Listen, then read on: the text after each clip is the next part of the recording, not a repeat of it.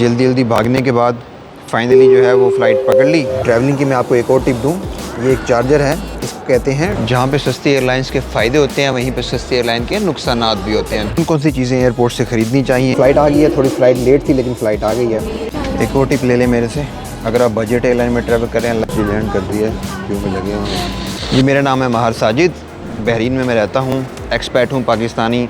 पिछले 10-12 साल से पाकिस्तान से बाहर रह रहा हूँ, बहुत ज़्यादा ट्रैवल करता हूँ इंटरनेशनली।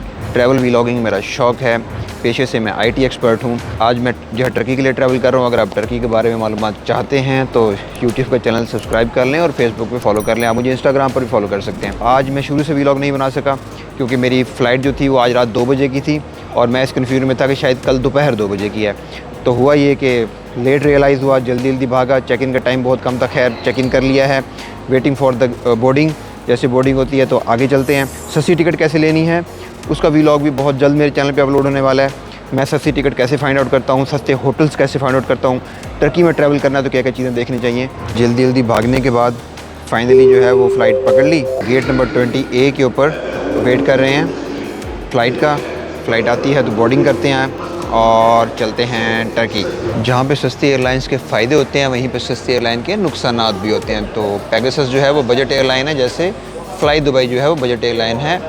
एमिरेट्स की पेगासस जो है वो टर्की की बजट एयरलाइन है। तो डिलेड है, 2:10 पे थी, 2:51 पर है।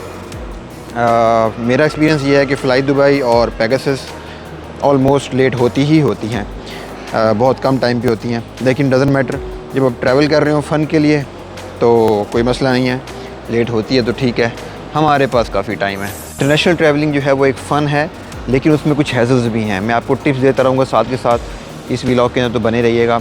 एक टिप ये है कि जब आप ट्रैवल कर रहे हों इंटरनेशनली तो कोशिश करें कि शूज़ ऐसे पहनें जिस शूज़ के अंदर आपने कोई मेटल का कोई चीज़ ना हो। घड़ी है आपके पास या आपके पास बेल्ट है, वो आप एक दफ़ा उतार के अपने बैग में रख दें, साथ नहीं पहने। अपनी बॉडी पे कोई मेटल की चीज़ नहीं रखें, कोई कीज़ नहीं रखें, कोई कॉइन्स नहीं रखें अपनी पॉकेट में। आपको तमाम सिक्योरिटी काउंटर्स के ऊपर तमाम जगह पे क्लियरेंस के टाइम पे आसानी होगी, आप क्विकली जो है वो क्लियर कर लेंगे। अगर आपने चीज़ें पहनी होंगी तो आपको हर दफ़ा पहनना पड़ेगा, उतारना पड़ेगा, पहनना पड़ेगा, उतारना पड़ेगा, जिससे डिले भी होगा और आपको प्रॉब्लम भी होगी। तो इस तरह की टिप्स इस व्लॉग में आपको मिलती रहेंगी, व्लॉग में बने रहिएगा। ट्रैवलिंग की मैं आपको एक और टिप दूँ, ये एक चार्जर है, इसको कहते हैं ट्रैवल एडाप्टर, ठीक है। इसके अंदर ऊपर आप AC वोल्ट 220 और 120 वोल्ट की चीज़ें लगा सकते हैं।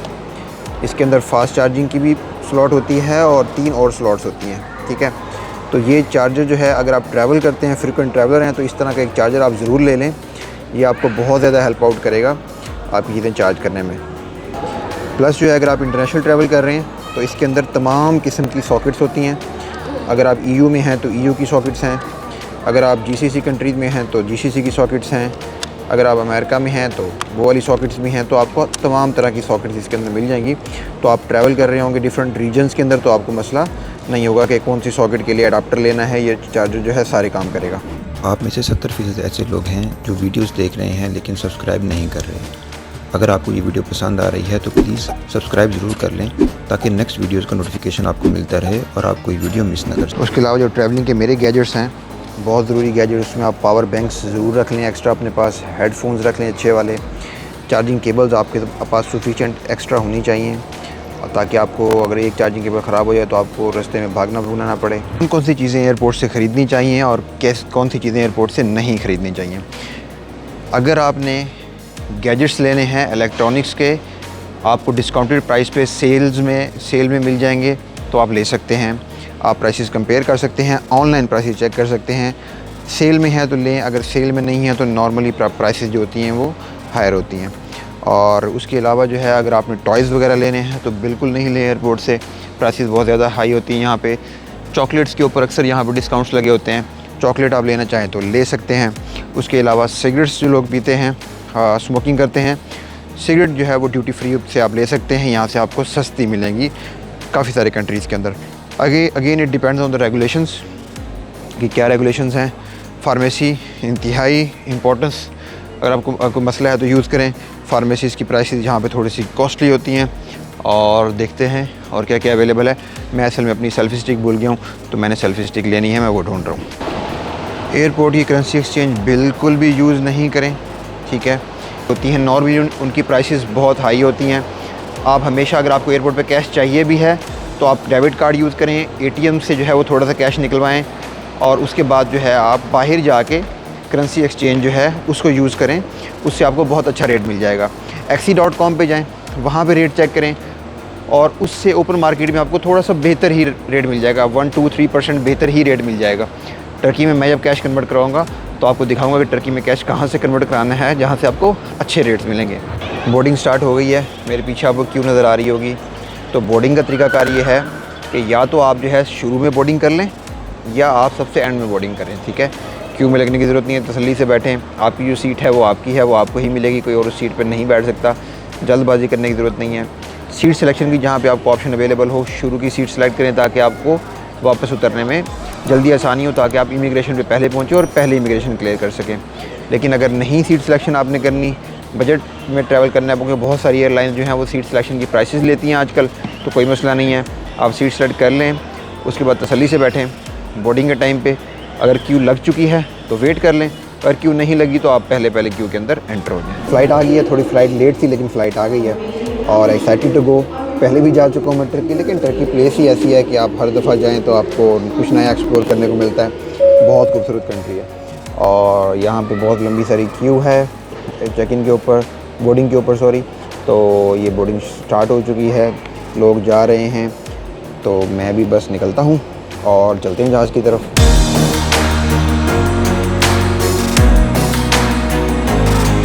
रश तकरीबन क्यू का एंड है, मेरे पीछे बहुत कम लोग हैं, तो मैं आ गया हूँ, चलें बोर्ड करने के लिए।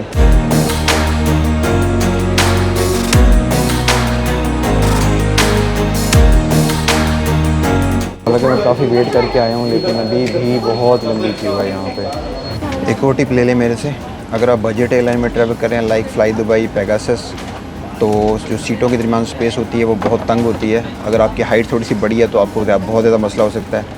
या तो आप एग्ज़िट जो एंट्री है, एग्ज़िट जो रो है वहाँ पे ले लें, लेकिन उसका नुकसान ये होगा कि आप अपनी सीट को पीछे बेंड नहीं कर सकेंगे। तो मैं प्रेफर करता हूँ कि थोड़े से 4-5-6 हज़ार रुपये एक्स्ट्रा भरने पड़ते हैं पाकिस्तानी ऊपर। यहाँ पे जो है एंट्रेंस के साथ जो है ना आप सीट ले सकते हैं, यहाँ पे इनफ स्पेस होती है, एक्स्ट्रा अलग स्पेस होती है, तो आप वो ले लें, आपके लिए फ़ायदेमंद रहेगा और तंगी नहीं होगी।